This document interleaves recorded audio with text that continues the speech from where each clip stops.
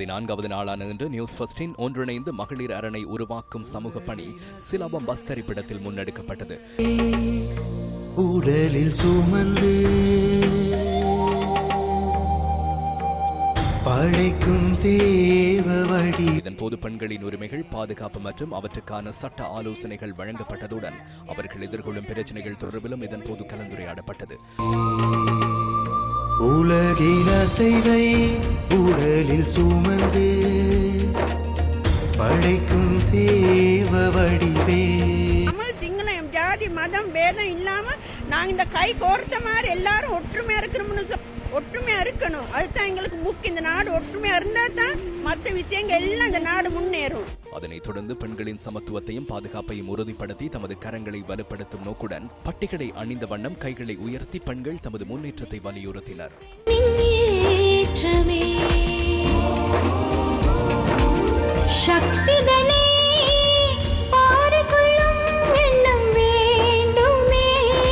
அதனைத் தொடர்ந்து சிலாபம் கடற்கரை பகுதியில் அமைந்திருக்கும் கடைகள் மற்றும் மீன் சந்தைகளில் நமது குழுவினரால் தெளிவூட்டல் நிகழ்ச்சி முன்னெடுக்கப்பட்டது.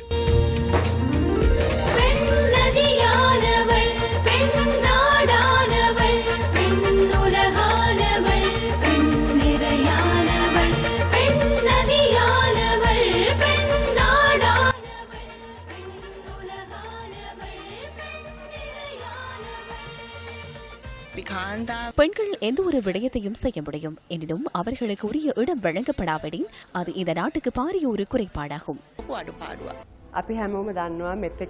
பெண்கள் இந்த குறித்த காலப்பகுதிக்குள் பாரிய மாற்றத்தை ஏற்படுத்தியது உண்மை. நாம் அனைவரும் அறிந்ததே. குடும்பத்திலும் வர்த்தக ரீதியிலும் நாட்டுக்கு பாரிய சேவை செய்துள்ளனர்.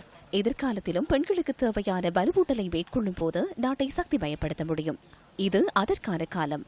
அனைவரும் ஒன்றிணைந்து பெண்களை வலுப்படுத்துவோம். මේකට කාලයයි එක්වෙමු කාන්තාවන් තවත් ශක්තිමත් කරමු. ஒன்றிணைந்து மகளிர் அரணை உருவாக்கி தேசத்தை வலுப்படுத்தும் நியூஸ் ஃபர்ஸ்டின் முயற்சியின் மற்றொரு கட்டம் காலையிலும் இன்றைய தினம் முன்னெடுக்கப்பட்டது.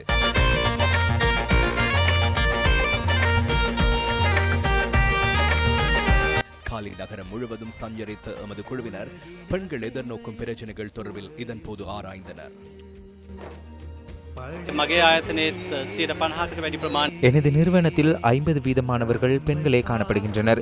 பெண்களிடம் காணப்படும் அர்ப்பணிப்பு மற்றும் விசேட ஆளுமை காரணமாகவே இந்த நிறுவனம் முன்னேற்றம் அடைந்துள்ளது. விசேடமாக எமது நிறுவனத்தில் பெண்கள் பலம் வாய்ந்தவர்களாக காணப்படுகின்றனர்.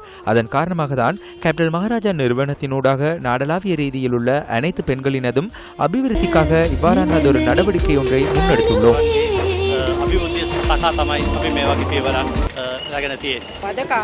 இன்று பெண்களின் சக்தியை வெளிப்படுத்துவதற்கான காலம் கணிந்துள்ளது. இவ்வாறான வேலை திட்டத்தை ஏற்பாடு செய்தமைக்கு இந்த ஊடக நிறுவனத்துக்கு நன்றிகளை தெரிவித்துக் கொள்கிறேன். பெண்களின் வெற்றிக்காக நடவடிக்கைகளை மேற்கொள்வது மிகவும் முக்கியமானது ஒன்றாகும். அனைத்து துறைகளிலும் பெண்கள் காணப்படுகின்றனர். அதன் காரணமாக பெண்களின் அனைத்து சவால்களையும் வெற்றி கொண்டு அதற்கான நடவடிக்கைகளை முன்னெடுக்க வேண்டும். பெண்களிடம் காணப்படும் பலத்தை வெளிக்கொணர்வதற்கு இது ஒரு சிறந்த விடயமாகும். பெண்கள் என்பவர்கள் எவ்வளவு பெருமதியானவர்கள் என்பது அனைவருக்கும் தெரியும். நாம் அனைவரும் ஒன்றிணைவோம்.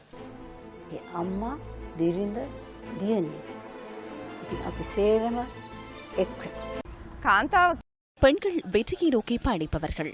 பெண்களுக்கு எந்த ஒரு சவாலையும் வெற்றி கொள்ள முடியும். ஆனால் அதற்கு இந்த சமூகத்தில் இடம் காணப்படுகின்றதா? மனதில் உறுதி கொண்டு முன்னோக்கி செல்லும் பெண்களுக்கான காலம்.